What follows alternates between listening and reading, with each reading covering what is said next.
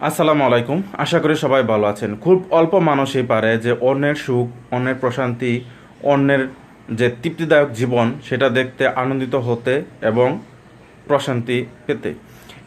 অন্যের যে হাসি খুশি প্রাণচঞ্চল জীবন দেখতে পাওয়াটাও একটা মানুষের অহংকার মুক্ত এবং কোমল হৃদয়ে হওয়া অত্যাবশ্যক। সবাই অন্য মানুষের সুখী জীবন দেখতে পছন্দ করে না।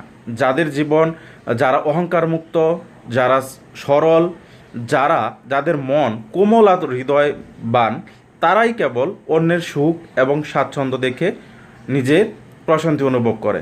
আর যাদের মন অহংকার এবং কটুতে ভরা, তারাই অন্যের সুখ এবং অন্যের প্রশান্তি জীবন দেখেই হিংসা করে, অহংকার করে এবং আফসোস করে, এবং এর ফলেই কিন্তু বদনজরের উৎপত্তি হয়।